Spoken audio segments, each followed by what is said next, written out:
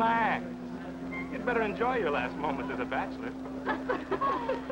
Who are those people over there? Oh, friends of hers, I think, from that newspaper she worked on.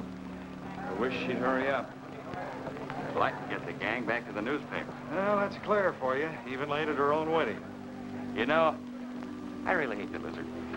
What do you mean? Well, I speak now as her editor, not as a disappointed suitor. Claire'd never make a newspaper woman, and you know it. Oh, I don't know. She dug up more hot social stuff than anyone the Tribune had had before. That takes talent. Personality, Hank, my boy, not talent. All right, so I appreciated her personality. You appreciated it.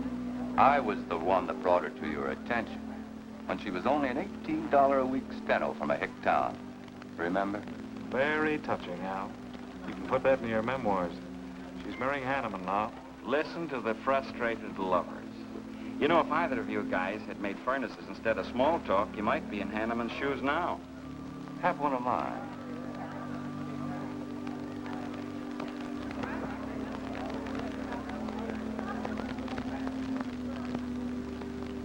We do have memory, don't we, Les?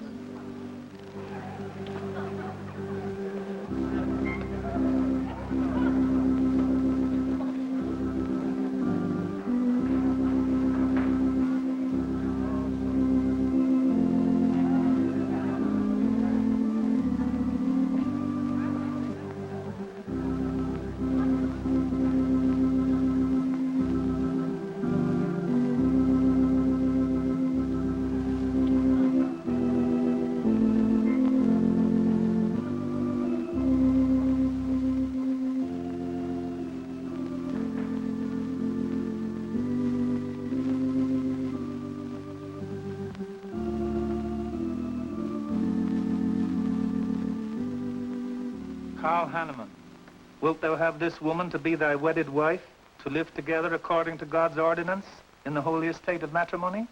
I will. Claire Cummings, wilt thou have this man to be thy wedded husband, to live together according to God's ordinance in the holy estate of matrimony? I will. I now pronounce you man and wife. You may kiss the bride.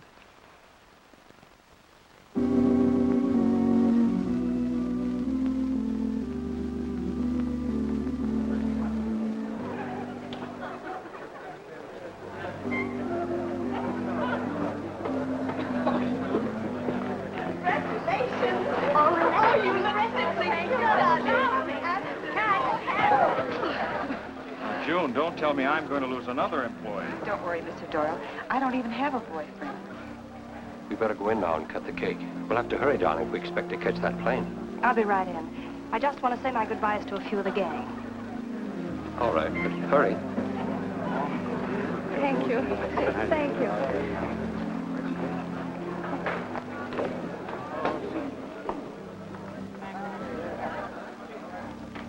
Guess who? Why did you come out here? Because I love you. Because you love me. Claire, you're crazy. Don't you know what those words meant in there? Let no man put asunder. No one can put us asunder, Les, you and me. Oh, I never could figure you out. Except that, well, you make everything add up to spell Claire, don't you? Now, darling. You're even getting a sadistic kick out of having me at your wedding, me and the others. But there are no others. Only you. I'll think about you on my honeymoon. I'll write you. Miss me, Les. I know you both will be very happy. I beg your pardon. Thank you. I'm ready with my cameras, Mr. Hanneman. I've been looking for Mrs. Hanneman. You haven't seen her, have you? I believe you'll find her on the terrace.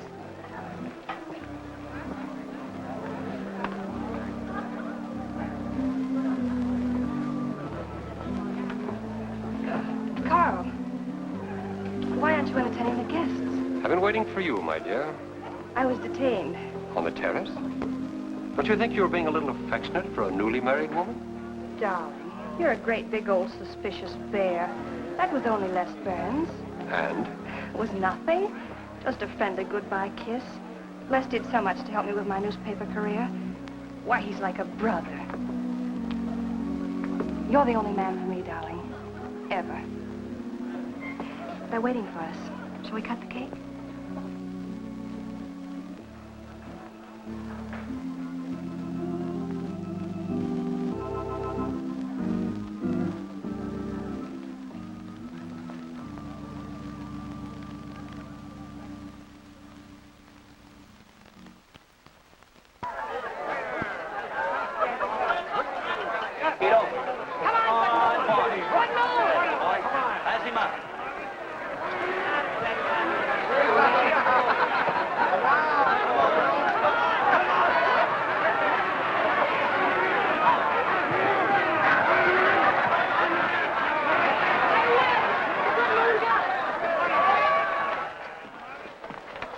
Wow. How much did he pay?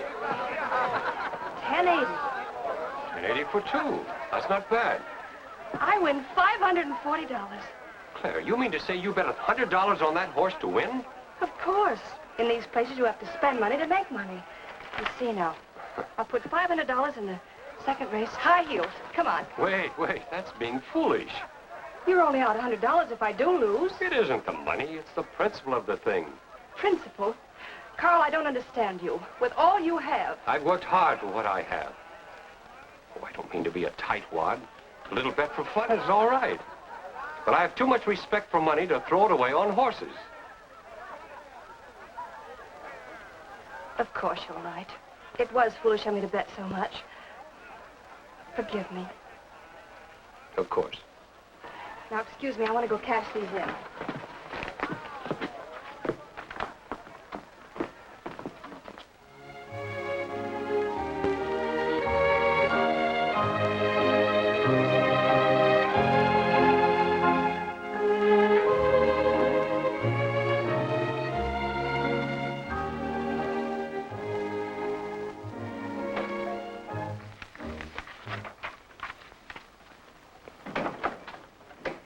Hello, darling. Miss me? Back so soon, Oh, I Carl. went to the barber shop. Who are you writing to? June Taylor, you remember. Les Burns' secretary. She was at our wedding. Do you want to read some of the awful things I said about you?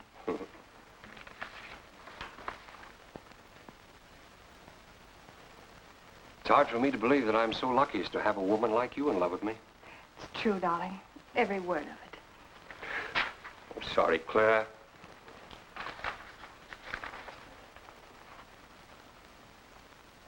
My darling Les. To June, eh? Things are beginning to make sense now. Carl, darling. So that was a goodbye kiss you gave Les Burns. Well, Well, what do you want me to say? nothing. There's nothing you can say, I guess. I'm only glad I found out about it now. Carl, what are you going to do? I'm going back to San Francisco.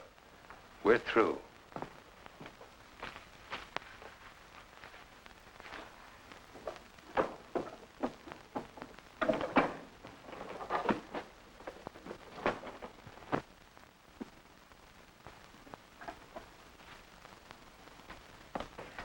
But what am I going to do, Carl? I don't care what you do.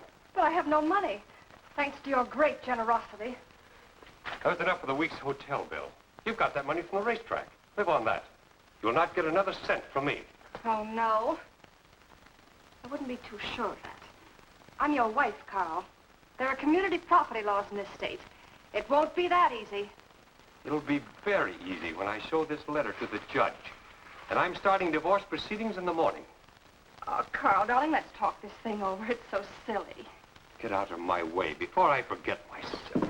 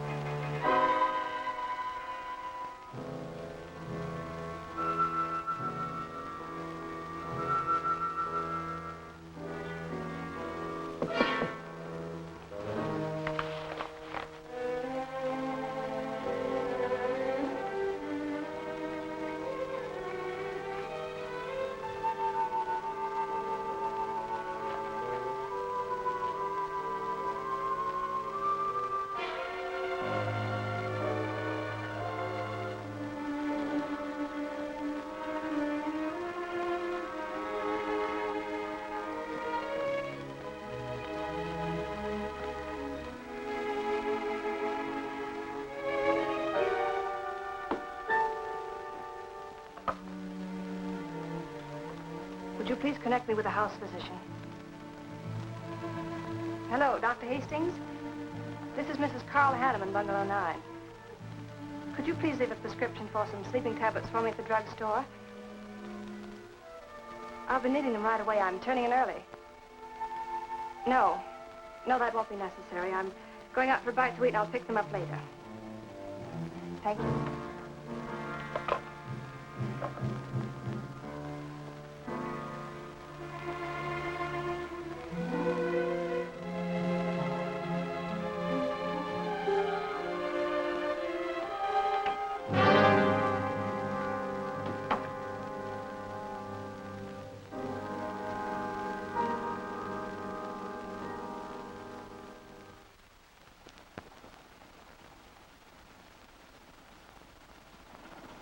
I want a new set of plugs in 42.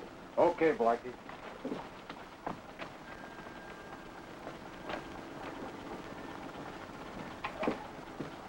Are you Mr. Tellen? Yeah. I must reach San Francisco by tonight. I want to be back by morning. Can you make it? I can make it up and back if If what? this weather holds out and my fee is big enough. How much will it cost? $400.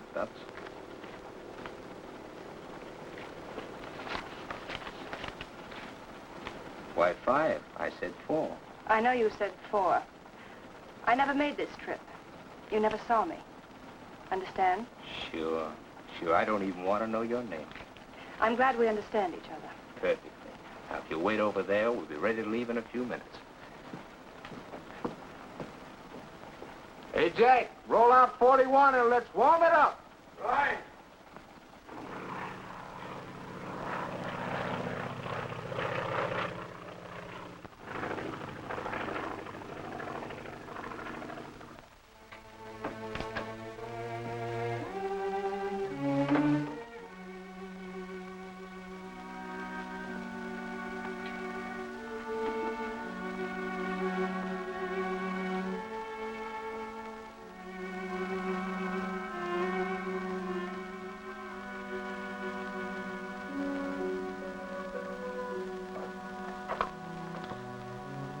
Room service, please. Hello. This is Mrs. Carl Hanneman, Bungalow 9. Would you please send a waiter over with the menu? Thank you.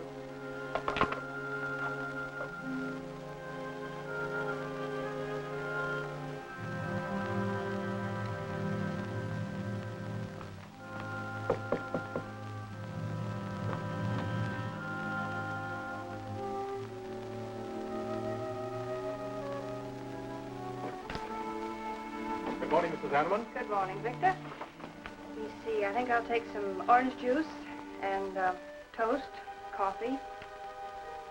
That'll be all.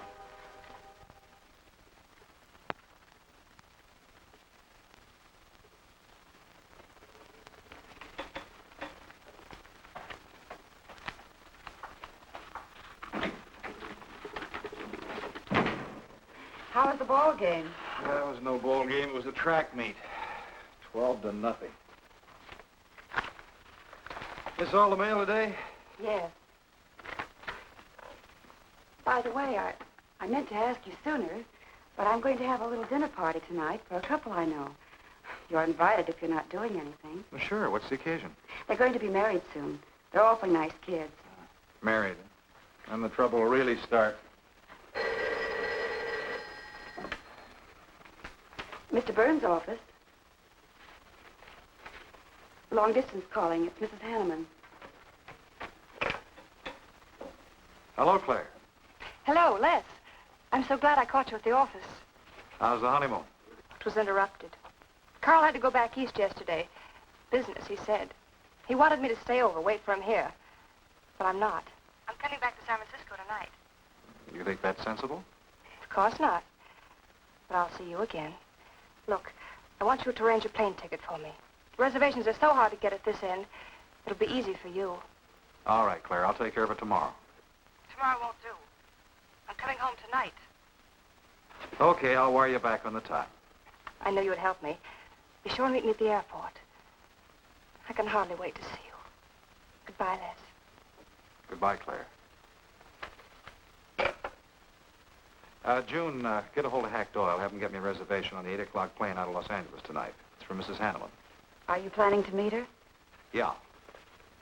Oh, I guess I'll have to cancel our dinner party tonight. It doesn't matter.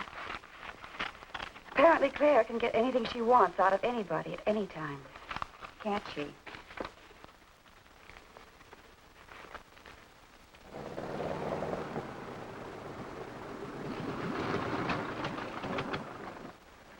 I never thought I'd be back with you so soon, darling.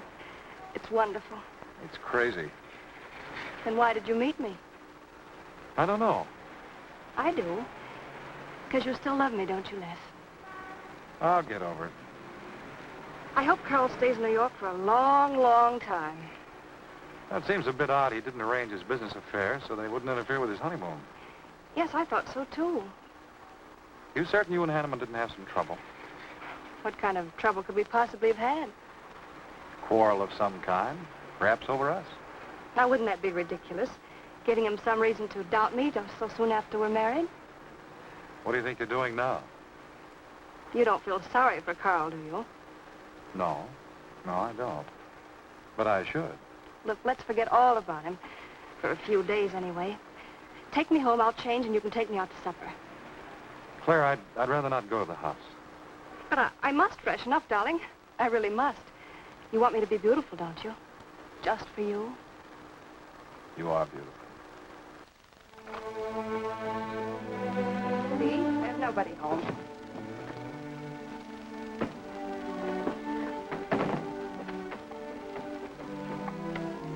Wait in there, darling. I'll be down in a minute. Come here. Oh, darling.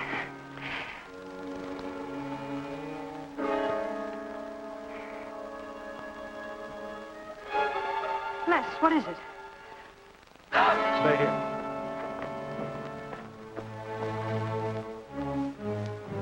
Carl.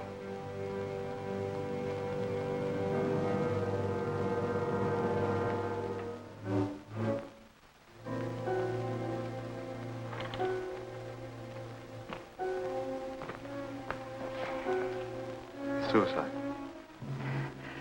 But why? Oh, poor Carl. Claire, I thought you said he'd gone to New York.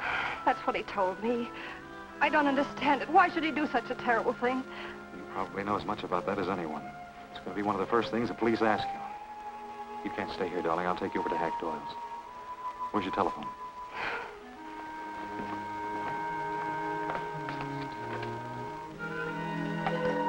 Police headquarters, please.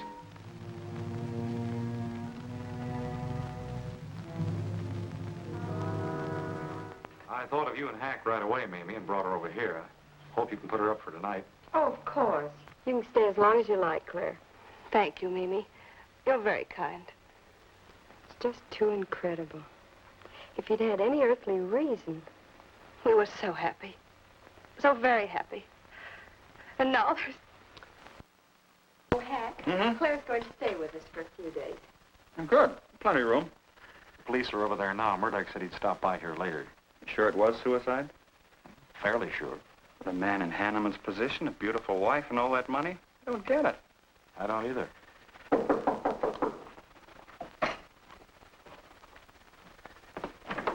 Oh, hello, Bill. Come on. How are you, Hank? Hello, Claire. Hello, Bill. Sorry this had to happen to you. Sit down, Captain. How about a cup of coffee? Thanks, Miss Doyle. I won't annoy you for long, Claire. Just a few questions, routine. You know how it is. Of course. Les gave me most of the details over the phone. Your husband, by the way, has been dead for nearly 24 hours. How did it happen that Burns met you at the airport? He didn't happen to. I phoned him from Los Angeles. How come? Well, I was arriving late and alone. I knew Les would pick me up. Do you have any theory as to why your husband came to San Francisco after telling you he was going to New York? No. I didn't know anything about the business. The gun, of course, was Hanneman's. We checked the serial number. Funny there are no powder burns on the coat. Bill, a suicide doesn't always press a gun against his body. In that case... There would be no powder burns, I know. Do you know of any reason why your husband should have taken his life? No, I don't. Anything wrong with his health? Not that I know of. But that could have been the reason.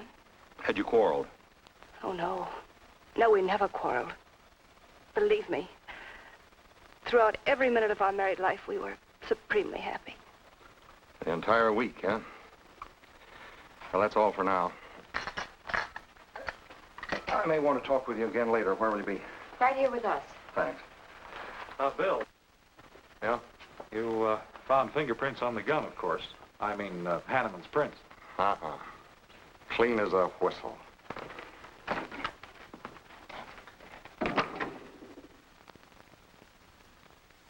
Mr. Burns, that's the position you and Mrs. Hanneman found her husband? That's right.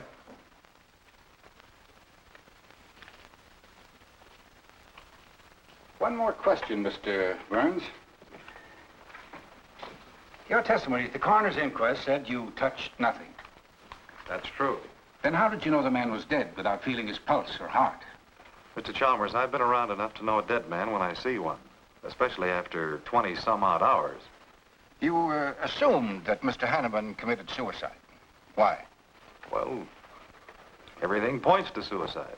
Not in my assumption, Mr. Burns. Mrs. Hanneman, you say you saw your husband alive on Monday afternoon, and then the following night, which was Tuesday, you saw him again. Yes, but he was dead. I've told you everything. You don't need a weather vane to see which way this wind is blowing. Was it customary for the servants to take a vacation whenever Mr. Hanneman left on a trip and leave the house empty? Well, I don't really know. I didn't give orders to the servants. Carl, Mr. Hanneman ran the house. I hadn't moved in yet. I see that you also assumed that this was a suicide. Naturally, it couldn't have been anything else. That's what Mr. Burns said. According to the police scientific detection laboratory, the pistol found near the body was the one used in the death of your husband. But they found no powder burns on the clothes of Mr. Hanneman, nor fingerprints of any description on the gun. Furthermore, it was brought out that Mr. Hanneman couldn't have fired the gun because in making certain tests of his hand for traces of powder marks, none was found. Just what are you driving at? Simply this. Carl Hanneman was murdered. But unfortunately, I haven't enough evidence to hold either of you. You were out of town, and your alibi was proven. You're free to go. But let me give you a tip. I'm not buying any suicide theory, so the case will remain open. See you later, Ed. So long, Hack.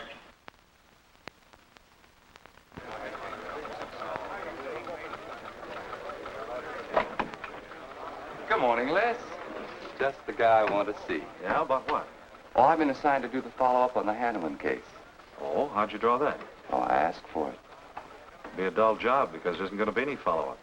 Just an ordinary suicide. Are you kidding? I never smelled an odor of fish so strong in my life. No fingerprints on the gun, and you call it suicide. So what? What makes you so sure? Can you give me a good reason for Hanneman killing himself? No, I can't. Perhaps he thought he had a good reason. And perhaps he didn't. So meanwhile, if I can dig up a plausible motive... Who asked you to dig up a motive, plausible or otherwise? I said, if I can dig up a motive, I'm willing to accept suicide. But if I can't, then it'll have to be murder. Still carrying the torch for Claire, Hyle? Not anymore. But somebody sure fixed it in a hurry for you to get Claire again. That's a nasty crack. So meanwhile, chum, walk a straight line. Or you'll have people thinking you took a shot at Hanneman. You got a lot of work to do, Al. You're so right, boss.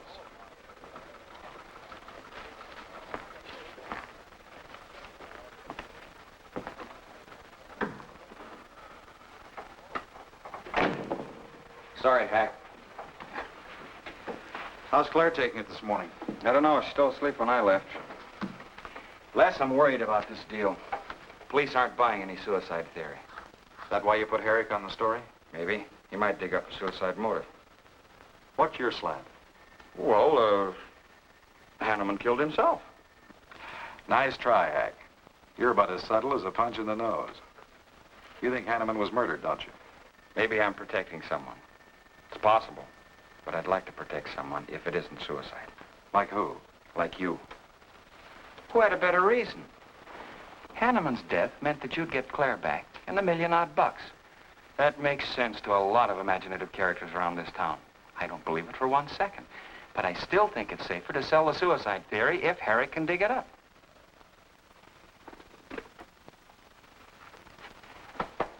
Thanks, Hack. But I didn't do it.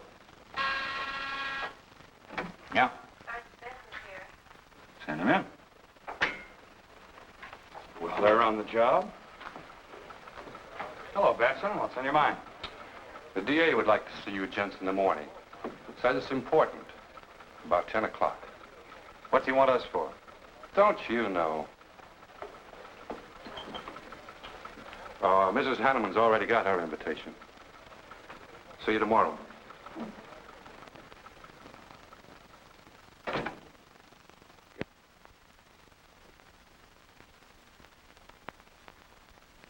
Eric really revels in pouring it on. Well, it's news. Nobody's been hurt. Yet. By person or persons unknown. Could have been worse. The DA certainly tried hard to tag it on somebody. Tell me, Hack, do you think that, well, that Claire could have shot her husband in some way? No. She was in Los Angeles the night he was killed. DA couldn't shake that, and... Good morning, everybody. I hope I'm interrupting something important. Hello, darling. You look tired. Hello, Hack, dear. Good morning, Claire. It's a pleasant surprise. What can I do for you? I came to get my job back. Starting when? No. Well, after all that's happened, don't you think you should have a little rest? Rest. Why, working will be the best thing in the world for me. It'll keep me from thinking too much about poor Carl. After all, I must carry on. My life is still ahead of me. What's the real reason? Well, I do need a little cash. I have the house and my clothes, but I just won't be able to live on the widow's compensation the court will allow me. You wouldn't want me to have to sell my clothes in order to eat, would you? Oh, no. After all, I've made other arrangements about your column. Beth Warnock's taking it over. You are still the boss, Hack. Les, darling, wait outside for me. I'll be out as soon as I've had a heart-to-heart talk with Hack. I know. You might as well say yes, Hack. I've had these heart-to-heart talks.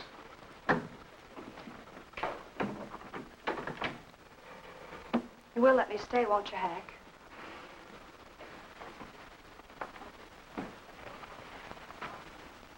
Yes, but I was hoping you wouldn't ask it. You are a darling. Listen, Claire, you stick to the job and no playing around. There's enough trouble here now without you adding to it. I don't know why you talk like that. I'm serious about it, Hack. I'll work hard. For your sake, I hope you do. You are a dear. See you later.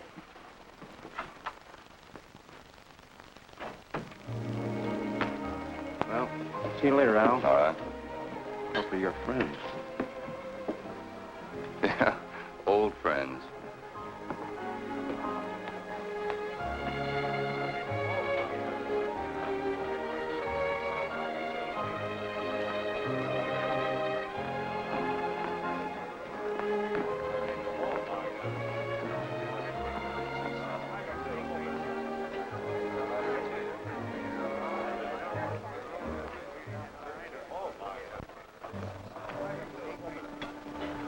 Two martinis, please. Chicken salad? Fine. Chicken salad for two. And coffee. Les, do you know a good lawyer? Yeah, why? Well, I need one to handle Carl's estate. What's the matter with Hanneman's regular lawyer? Ah, he's an old fuddy-duddy. I want someone whom I can trust to take care of my interests.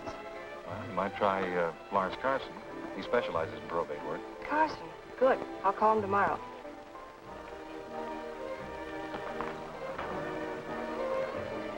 Do I know that man over there? You should. It's Stanley Mason. Our paper's backing him for Congress. Of course. Why, the pictures on his campaign posters don't do him justice.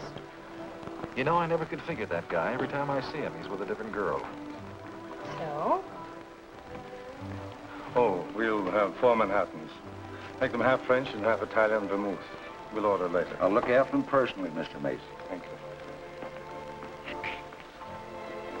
Stanley, isn't that Hanneman woman over there? Yes, she's very attractive, isn't she? Well, if you like the type. Why wouldn't he be a good man to handle the estate? No. He's too tied up with his election campaign. What are his chances, Les? I'm going to Washington. Pretty good. Why? That makes him important. I've got to have someone with influence. He looks like the kind of a man who could get things done quickly. Capable enough, I suppose. Probably make a good representative. Personally, I just don't go for him. I want you to introduce me to him. You can do better. Oh, darling, don't be stubborn. I want to meet him. When you want something, you want it right now, don't you? You know what I really want, Les. I know. A fine old name like Hanneman, carload of dollars, social position, the tops. You're forgetting the most important thing. Am I? You see, that's just the frame. You're the picture in that frame. What's that about a frame? Sergeant Vincent, won't you join us? No, but Burns here can join me. Been looking all over for you. The captain wants to have a little chat. Now. What is this, a pinch? No, just an interview. It won't take long.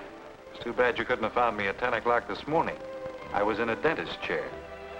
I'm sorry, Claire. It's all right, darling. I'll wait for you here.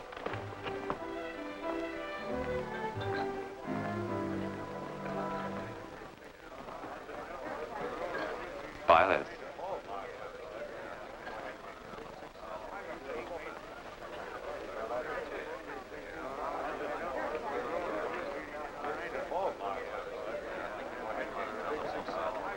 Hello, Al. Don't tell me they finally grabbed Les for murder. Wouldn't you like to hear me say yes? Yes. Well, don't stop the presses. Yet. You're the most composed dame I ever saw. I don't believe you give a hoot whether this case ever gets solved. Oh, but of course I do. Really. Say, Al, how well do you know Stanley Mason? Quite well. I've planted some of his propaganda. You can do me a favor. A big favor. I want to meet him. Might be a good idea. I remember I once introduced you to a fellow by the name of Les Burns. Promptly lost you. Excuse me.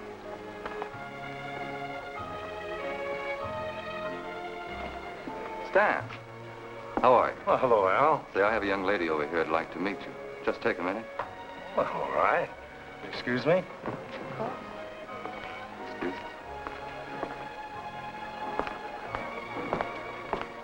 Claire, this is Stanley Mason. Mrs. Hanneman. I'm so glad to meet you, Mr. Mason. How do you do, Mrs. Hanneman? Won't you sit down? Sorry, I can stay but a minute. I know you think me rather forward, but being an attorney, you can understand my predicament. I'm desperately in need of someone to administer my late husband's affairs. I thought perhaps you could help me. Well, I hadn't intended on taking on any more work this summer. My campaign requires so much attention. However, supposing you come to my office at, say, 4 o'clock, we can at least talk it over. Oh, thank you. I would appreciate it. Here's the address. So, until then... Oh, excuse me. Sorry. Thank you, Al. Don't mention it.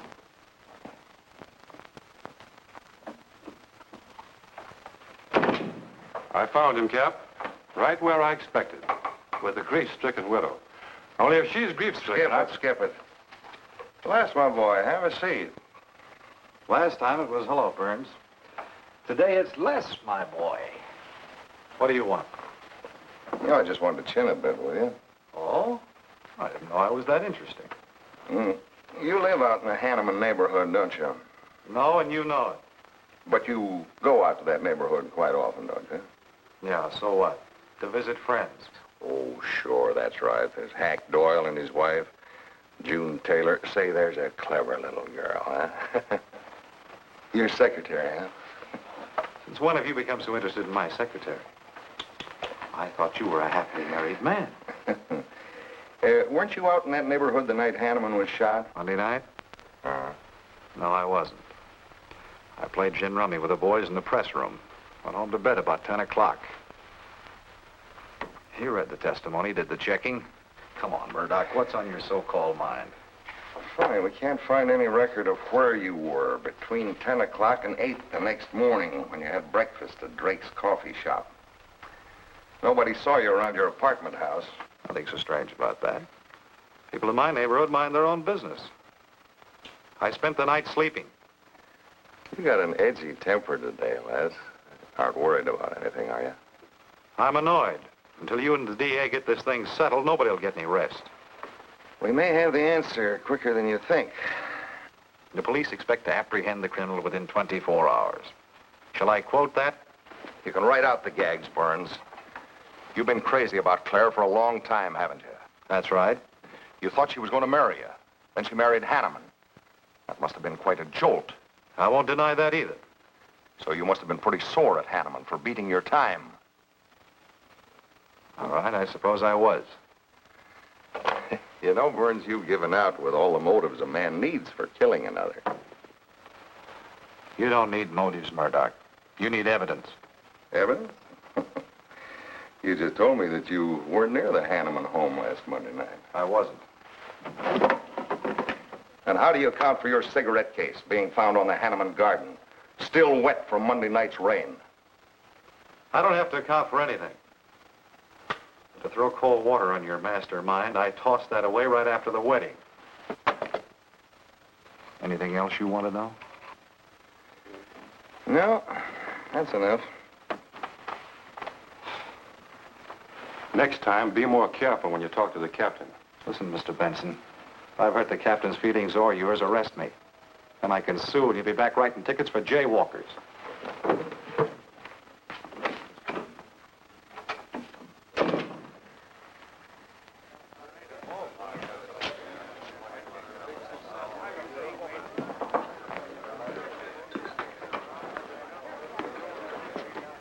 You rent that stool by the month? Well, Lester. Where's Claire? Oh, Claire isn't here. She had an appointment. Did she go back to the paper? No, about this time, she should be walking into the inner sanctum of that courageous and fearless champion of the people's rights. That distinguished candidate for the Congress of these United States. Mr. Stanley Mason. You sound like you're on Stanley's payroll. Mm-hmm. I introduced them. You seem to have a talent for that sort of thing. Thank you. I believe that's all the information I need, Mrs. Hanneman. I can't possibly find words to express my gratitude in your consenting to help me. Oh, believe me, it's a pleasure. A little pressure in the right places should settle the matter quickly for you. Thank you again, and good luck in the elections. Oh, thank you. I suppose you'll be leaving for Washington immediately if you do win. Yes, if I win. You will. I know you will. Well, I really must be going. Oh, can't I drop you off somewhere? I'm sorry. Not this evening. Mr. Burns is taking me home. He's the gentleman you saw me with today. I'll call you tomorrow.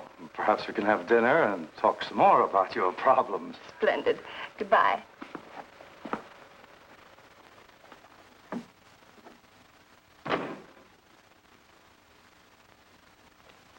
Look, Claire, don't you think you ought to stay over at Hackdillow's a little longer?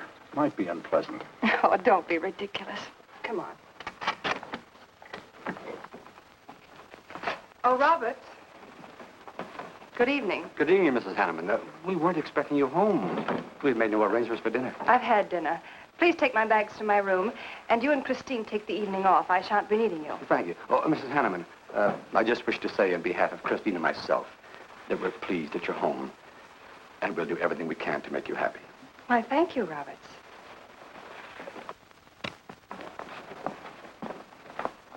Well, come in, darling.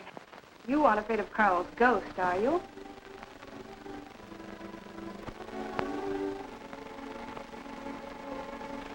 You'll never be happy here, Claire. Nonsense.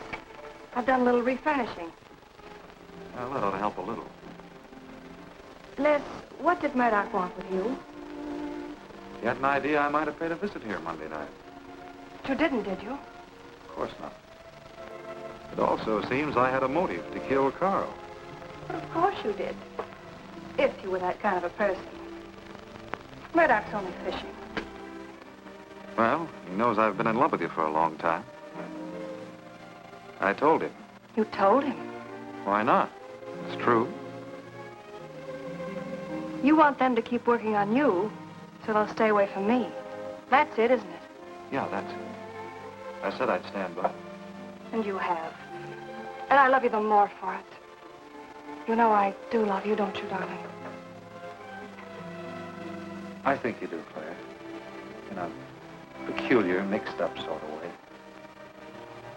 I never should have married Carl. I didn't really love him, but he offered so much. Things I never had. But that's all over now. No, it's not all. And it won't be until they find his murder. They will. And there'll be nothing to keep us apart again. Ever. if I could only sell myself on that. You've got to, Les. You've got to.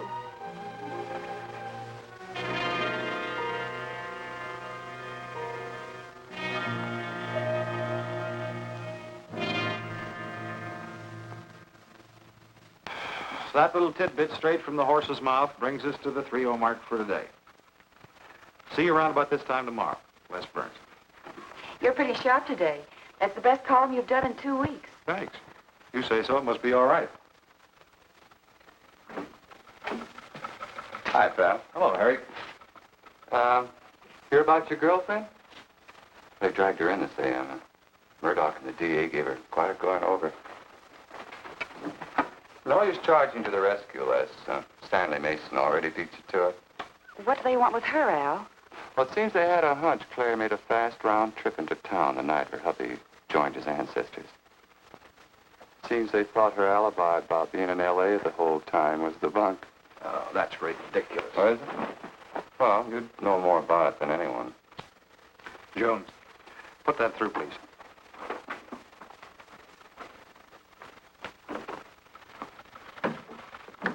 Okay, Al. You're so much smarter than Murdoch. Spill it.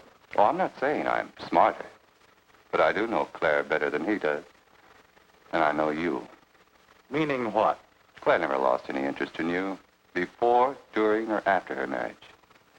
And that doesn't prove it happened. With all that wampum at stake, this whole thing could have been planned weeks ago by both of you. I'm fed up with your dirty cracks. Now get out! Wait a minute.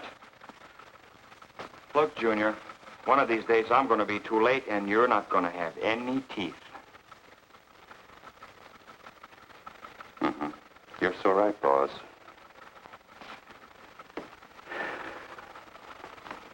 What's wrong, Les? Nothing, forget it. The way you want it? Anybody wants me, I've gone for the day. Have one for me, too.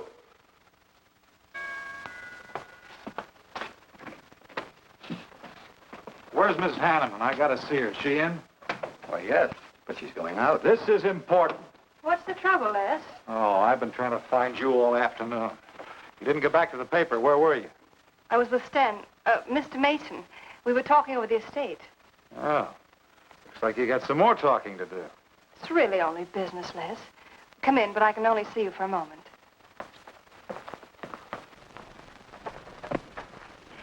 You've taken on quite a package tonight, haven't you, Les? Oh, I've had a few drinks. Sitting over at Bernhard's. Been thinking things. Crazy things. About me? Yes, you. Murdoch and the DA asking you all those questions. It's nothing to be disturbed about. I'm not so sure. Why do you say that? Were you in this room Monday night? What? Why, you know I wasn't. I don't know anything. But I wouldn't lie to you. Have I ever, Les? Claire, there's only 2 people who could have profited by Hanneman's death. I'm one of them. You're the other. Why, how dare you come in here accusing me? You only married Hanneman for this. You've admitted it a dozen times. But I didn't kill him. How can you even think it? I didn't kill him. I didn't say you did. But if you know anything, you've got to tell me. Were you in this room Monday night? No. You might have come in, seen someone. I've got to know. Stop shaking me. Then tell me the truth. Let go of me. I thought you were going to stand by me. Why, you're drunk. I'm only trying to help you and me. Huh. Help me. You're accusing me of murder. How do I know you didn't kill him?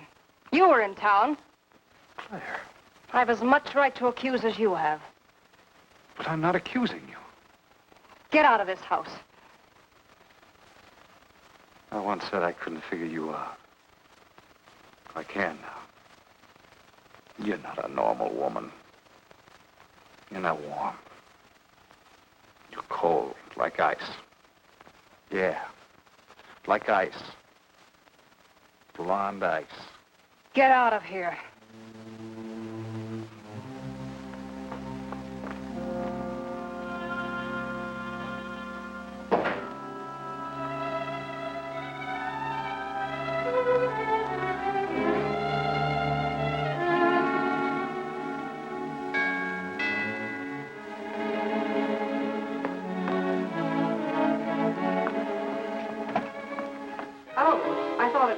Hello, Mrs. Hanneman. I don't believe I know you. Sure. Sure you do. Let me come in. We can talk better inside. In there. Now, what do you want? And I saw your picture in the paper, and I found out who you were. I figured we could make a deal. Deal? I was going to call on you last night, but you had company, and I had to see you alone. What kind of a deal? Seems that plane ride last Monday night returned big dividends. I paid you to forget me. I thought I could trust you. Sure. Sure you can trust me. But it's hard to forget murder for any $100. Why, you dirty double... I don't like that word. All right, we'll forget what happened to Hanneman. I'll go along with you on that suicide story. That is providing there's a little consideration of, let's say, 50 grand. $50,000? Why, I don't have that kind of money. This estate's in probate. I won't receive a thing for months. I can wait. But in the meantime, I'll take this. I know a little man who'll lend me money on it. All right. All right. Just don't come near this house again. But I will keep in touch with you. Quick, out the terrace door. And don't forget, Mrs. Hanneman, I'm not kidding about that 50G.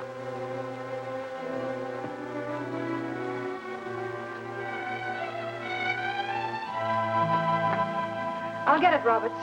Yes, ma'am. Stanley, darling. Thank you. Well, he isn't at Bernhard's either. Oh, I hope nothing's happened to him. He'll turn up when he runs down or runs out to go for drinks. Say, you write his column all by yourself? Somebody had to do it. I hope it's fit to print. It's good. Nice of you to cover for him, too. Do you really think he's all right? Sure. I'll find him later. Don't worry about Les.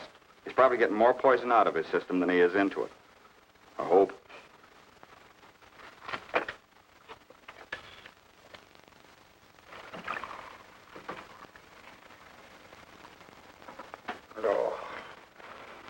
Oh, June. Oh. See if you can give me another head, will you? This one's not going to do me much good. You certainly had a little trip for yourself. I guess so. What day is it? Tuesday. Holy mackerel. What happened to Sunday and Monday? I took care of them for you. Oh, you would. Who found me, Hack Doyle? No. Claire. Claire? Mm-hmm. You were trying to convince the doorman at the top of the mark to let you out on the roof. It was the only way to the moon. Oh, brother. The moon. Looks like I wanted more than a little trip. Here, drink this. It'll make you feel better. Guess I've been the horrible example, huh? You no doubt thought you had a big reason for getting tight. I had to get away from something. Something wasn't good for me. Have any luck? I don't know. I'm never going through this again, I can assure you of that. June. Well, I guess I'd better get back to the office. Thanks a lot for looking after me, June. I'll be down after a while, if I can make it. Don't hurry.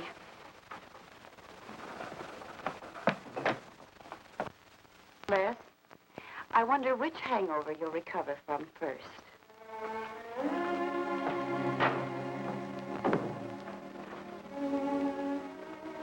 I thought we were all washed up, Claire. Les, for everything I said the other night, I'm terribly sorry. I guess I was a little mixed up myself. Forgive me, darling. I must have been out of my mind to say such awful things to you. I realized the truth later. You were afraid for me because you loved me. That was it, wasn't it? Yeah, maybe it was.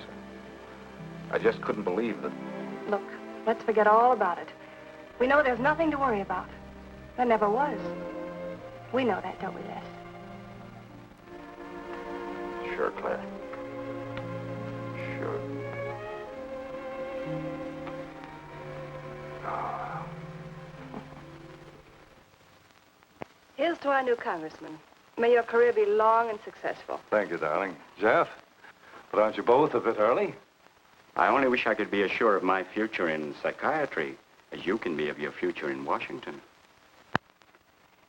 Doctor, you were analyzing me at dinner, the workings of my mind.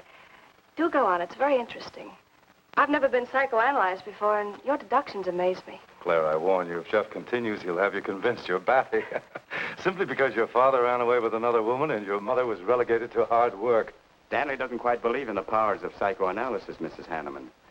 But if either of you could spend a day in my office listening to some of my patients, you'd see the logic of my deductions. Or any psychiatrist's, for that matter. Oh, don't mind Stanley's cynicisms, Doctor. Yes, Robert? Telephone for Mr. Mason. Excuse me. Certainly. I was telling you at dinner that I believed that money, clothes, adulation, etc. was a necessity with you. That some people are impelled towards an objective without even consciously knowing why. Is there something criminal in my being ambitious? Why, no. Criminal? Of course not. Unless your ambitions take a perverse form, then you'll stop at nothing, right or wrong, to get what you want. They say the female of the species is deadlier than the male. Go on, Doctor. Sorry to interrupt, darling. It was my campaign manager. He arranged a last-minute radio interview for tonight. I'll have to leave. You can drop me off downtown, Stanley. I'll get my coat. All right. You forgive me, darling? Of course, honey. I'm so proud of you. Oh, I almost forgot the good news. I had lunch with the DA this noon. It looks like Hanneman's murder is going to be filed away under crimes unsolved. It's their opinion that it must have been done by a burglar. Oh, I'm so glad, really. Now I'll be able to go with you to Washington with a clear conscience. Say, you haven't told any of your friends about our plans, have you? Oh, no, of course not. Good. We'll surprise them tomorrow night. Yes, we certainly will. Ready? Yes, thank you.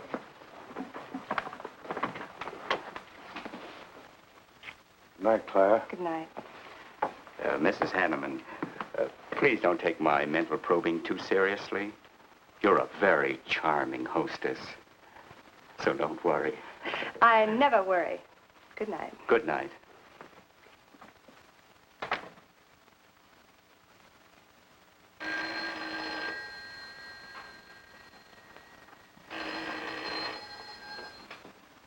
Hello? Yes, this is Mrs. Hanneman. That's all right, Roberts. I'll take it. Hello? Who? How dare you call me here? I had to. I'm in a jam. I need some dough, and you've got to help me. The estate isn't settled yet. I told you I don't have any money. Don't give me that. You're a smart girl, and if you haven't got it, you know where you can find it. I need at least a couple of grand now and tonight, or else I go to the cops. I got nothing to lose. I have about $700 cash in my jewelry. All right, bring it along. Meet me at the end of the Old Valley Road. Be there in 20 minutes.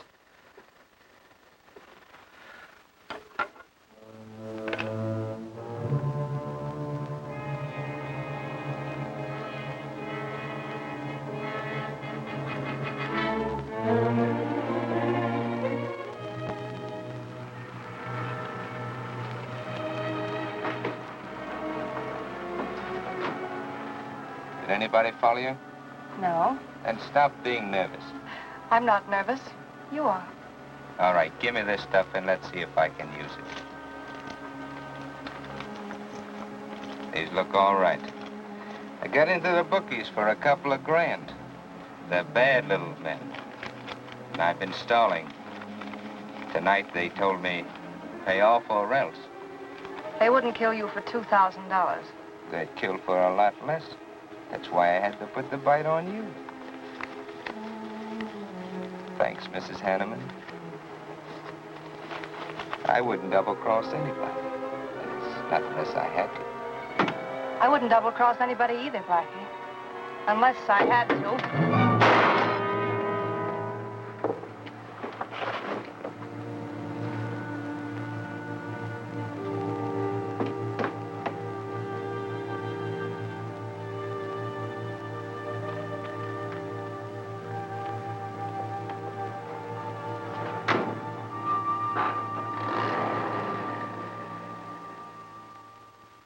The first returns have been received from the 12th precinct. Mason, 311, Jeffers, 282, and Allen, 91. That just about cinches it. If I can do that well in the 10th, I can carry them all. My gratitude, Doyle. Without your paper in back of me, I wouldn't have had a chance. Think nothing of it, Mr. Mason. We're glad we backed the right man. Well, it looks like you're in, Mr. Mason. Congratulations.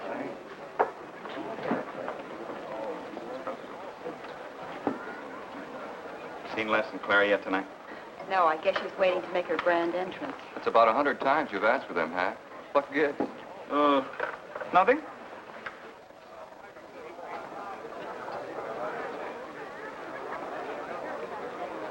Mr. Doyle, looks like we have a new congressman. Yes, it does. I'm sure he's going to be a good one. I hope so. We backed him. Hello, Claire. Hi, Les. Hi, Hack. Well, good evening, Claire. You look stunning, as usual. Thank you, Stanley. Oh, hello, Les. Thanks for being Claire for me. Big night, huh? In third place is Jeffers with 162, Allen with 142, and Mason 300 even. That's how big it is. Come on, Claire. I want you to meet some folks. You'll find drinks in there. Look, Les, there's something on my mind. I want to tell you about it. You better have a drink first. Sure.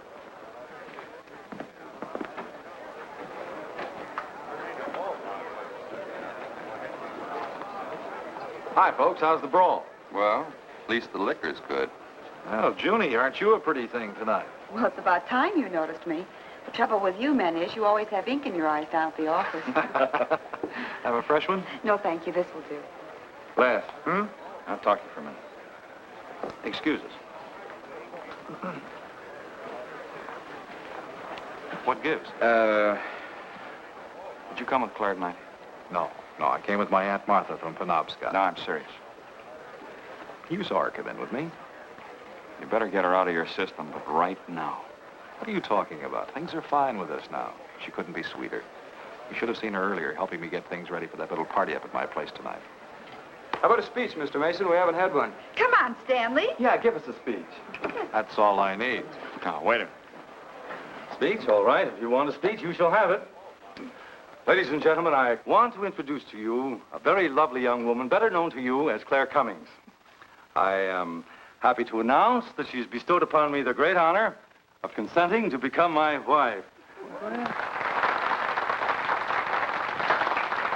This is a dirty, low-down trick. But I'm glad it's happened. Someday I'll tell you why.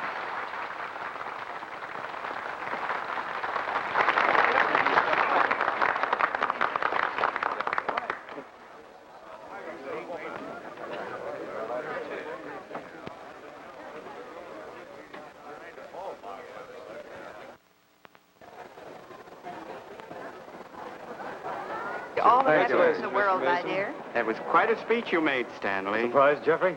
Aren't you going to congratulate us, Doctor? It's customary. Hate to take you away at this moment, Stanley, but there's something I must talk to you about. It's important. But of course, Jeffrey. Will you excuse us? I know you'll enjoy living in Washington. When do you plan to have the wedding?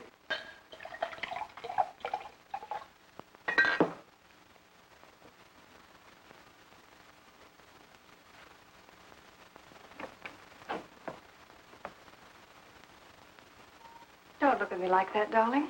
And what are you doing here? I wanted to see you alone. Sure, not a husband in sight. Dead or alive. I didn't have a chance to explain. No one can put us asunder, Les. You and me. It was more effective last time with wedding music, remember? Oh, you're cruel. I didn't mean to hurt you, and you are hurt, aren't you? That's how much you bother me now. Not a quiver. What about your heart? Claire Cummings, Hanneman, Mason. If this keeps up, you won't be able to get your initials on your silverware. I can't help it, Les. I do love you, but you could never give me the things I must have. Money, importance. With me, they're a necessity. Oh, stop it, Claire. You're like a poison. Take a little bit and you're finished. But too much becomes an antidote. All right, darling. But if we've really come to the end,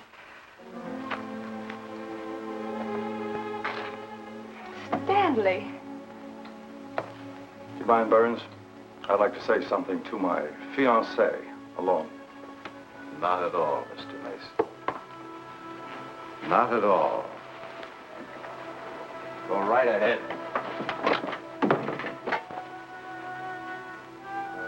The congratulations are hardly over before I find you in the arms of your old sweetheart. That was a stupid remark. I had to say something to him, didn't I? So you didn't tell him earlier. You said you were going to? Well, I couldn't find the words. Is that why you're angry? Oh, darling, let's not quarrel. We can do that after we're married. There isn't going to be any marriage. What are you saying? I'm afraid we've made a mistake. You can't mean that. What'll my friends think? I couldn't stand the humiliation. Oh, you'll get over it quickly enough, as quickly as you did your other marriage. Why are you talking this way? What did that phony doctor tell you? That's not important. We've made a mistake. Now let's forget it, shall we? But you can't throw me over. I've looked forward. I've planned. You're taking me to Washington with you. Away from these people, these memories. I've got to go with you, Stanley. No, I'm sorry. It's final. You ought to see a doctor, Claire. A doctor like Jeff. I looked for you at the party after he talked to me. I merely wanted to ask you something. Doyle told me where I'd find you, but I didn't believe him either. But finding you here proves many things. You're not well, Claire. All right. I didn't mean to crack up. At least we could have a farewell drink together. No hard feelings, really. Why don't you fix some for us? I must say you're being regular about it.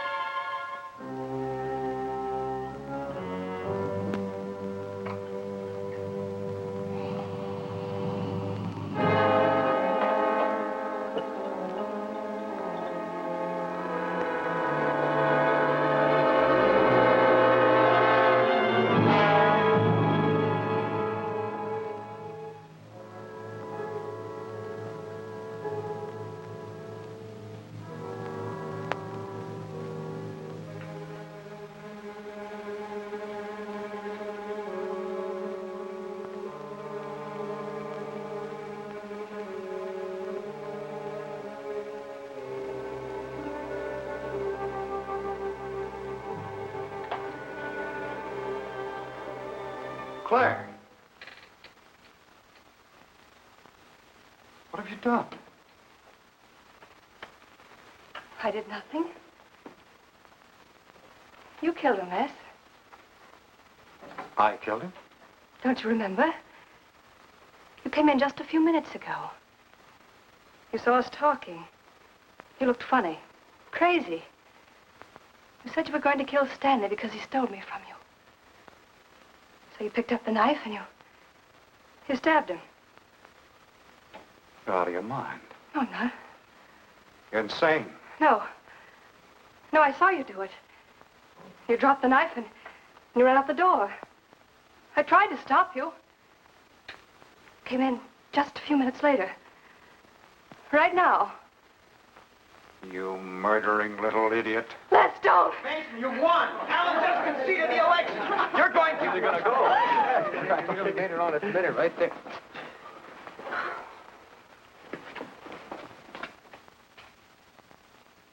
So you see, Doctor, the evidence is really stacked against Les Burns.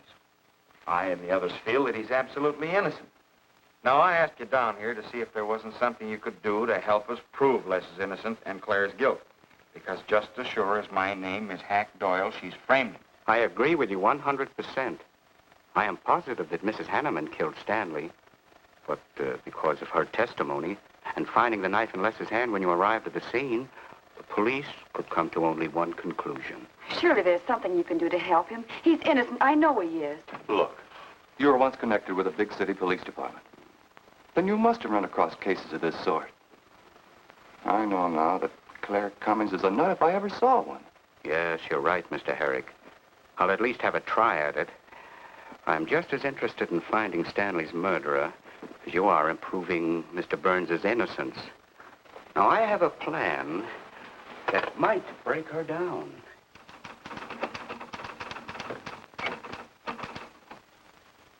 Well, good morning, Dr. Clippinger. To what do I owe the pleasure of this visit? It's no pleasure for me, Mrs. Hanneman, I assure you.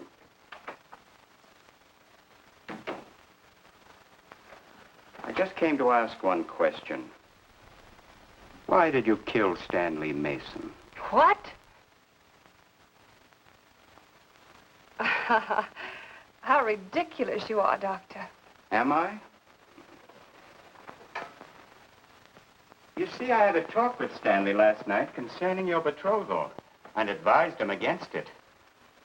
It's safe to assume that when he came to tell you there wouldn't be any marriage, you killed him in a fit of anger and then concocted a story to implicate Mr. Burns.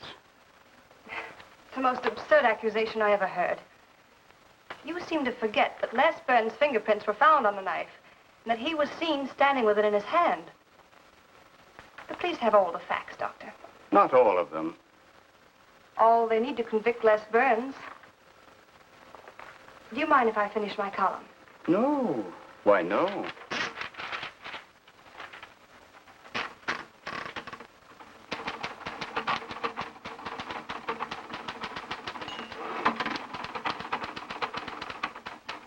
I suppose you'll tell the police I killed Stanley and give them that fantastic story to back up your accusations. It won't sound so fantastic to them, Mrs. Hanneman. I discovered one or two other flaws in your story. They'll laugh at you. It's insane, absurd. Oh, you're wrong. You see, I've spent my life delving into distorted minds like yours. I worked for the police for many years as a consulting psychiatrist. You sound more like a hypnotist. And I'm quite fed up with your insane theories. Now, Doctor, looking for something, Hank? Police are on their way. Police? What for?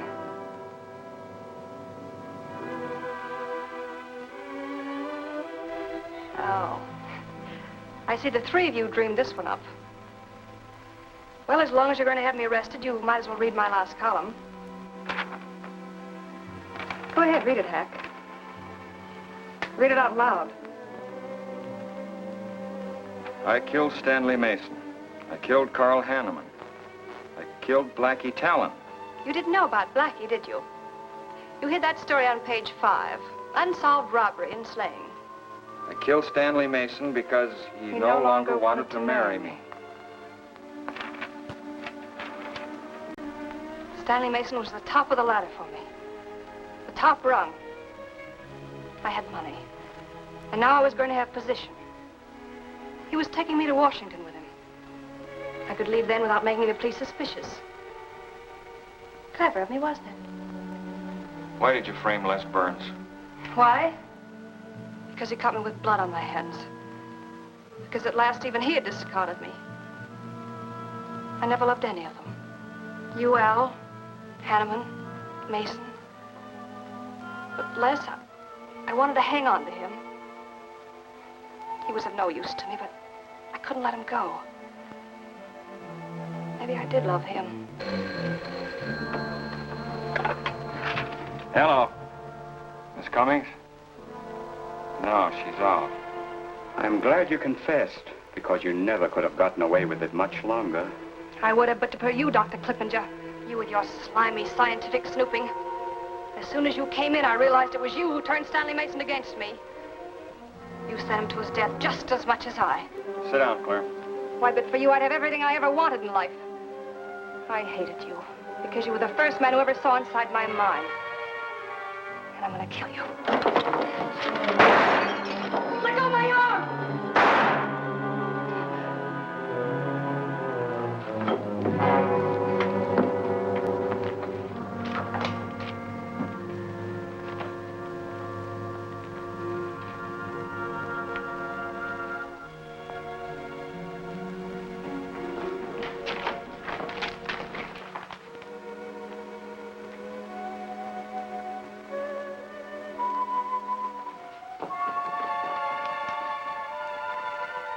were a little late, Bernhard. Well, it was probably better this way. I can scarcely believe it. A woman as beautiful as that. You didn't know her very well. None of us really knew her very well.